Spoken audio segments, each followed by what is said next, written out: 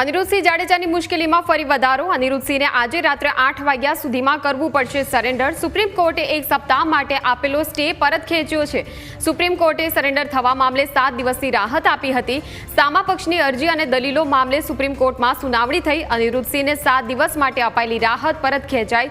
અનિરુદ્ધસિંહ જાડેજાને આજે રાત્રે જ 8 વાગ્યા સુધી હાજર રહેવું પડશે।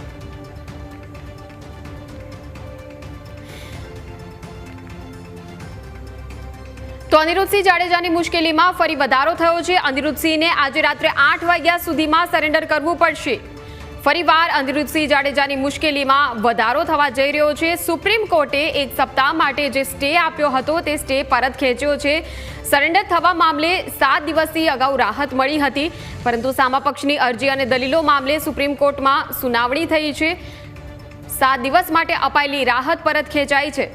સંવાદદાતા ઋષિ આપણી સાથે વધુ માહિતી સાથે જોડાઈ ગયા છે। ઋષિ, 7 દિવસ માટે મળેલી રાહત પાછી ખેંચાય છે, એટલે મુશ્કેલીમાં ફરીવાર વધારો થઈ રહ્યો છે અનિરુદ્ધસિંહ જાડેજાની।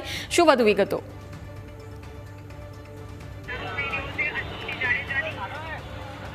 સૌથી મોટા સમાચાર સામે આવી રહ્યા છે। હાલમાં જ સુપ્રીમ કોર્ટમાં સુનાવણી હાથ ધરાઈ અને તેમાં જે આપેલો સ્ટે હતું અનિરુદ્ધસિંહ ઉપર એ 7 દિવસનો સ્ટે પરત ખેંચી લેવામાં આવ્યો છે।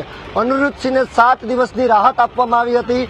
ગઈકાલે તેને સરેન્ડર કરવાનું હતું, પરંતુ ગઈકાલે જ રાત્રે સુપ્રીમ કોર્ટનો ઓર્ડર આવ્યો કે સ્ટે 7 દિવસનો આપવામાં આવ્યો છે અને એ સ્ટે આજે સવારે ફરીથી હટાવી લેવામાં આવ્યો છે અને આજે રાત્રે 8 વાગ્યા સુધીમાં અનિરુદ્ધસિંહ જાડેજાને ફરીથી સરેન્ડર કરવું પડશે।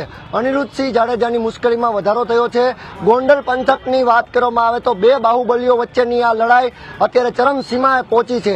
એટલે કે ઇન્ટરનલ મામલો છે, પરંતુ સ્પષ્ટ આરોપ જયરાજસિંહ પર લગાવવામાં આવી રહ્યો છે કે જયરાજસિંહ જ બધું કરાવી રહ્યા છે। પરંતુ હાલ જે પોપટ લાખા સોરઠિયા છે તેના ભત્રીજા અને તેના જે પૌત્ર છે તેના પૌત્રએ અરજી કરી હતી અને તેના પૌત્રની અરજી અને તેની વકીલની દલીલ આ બંને માન્ય રાખીને હાલ અત્યારે સુપ્રીમ કોર્ટે ફરીથી આજે સરેન્ડર કરવાનો જે સ્ટે આપેલો હતો તે સ્ટે હટાવી લીધો છે। 7 દિવસની બદલે હવે આજે રાત્રે 8 વાગ્યા સુધીમાં અનિરુદ્ધસિંહ જાડેજા રીબડાને સરેન્ડર કરવું જ પડશે।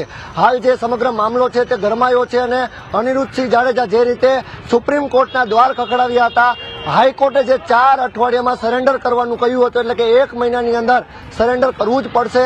18 તારીખ છેલ્લી હતી અને 18 તારીખની રાત્રે જ્યારે સુપ્રીમ કોર્ટનો સ્ટે આવી ગયો કે 7 દિવસ સુધી કંઈ નહીં થાય, સ્ટે અત્યારે જે આપવામાં આવ્યો હતો અને એ સ્ટે ફરીથી આજે સવારે જ ઉઠાવી લેવામાં આવ્યો છે અને આજે રાત્રે 8 વાગ્યા સુધીમાં અનિરુદ્ધસિંહને સરેન્ડર કરવું જ પડશે।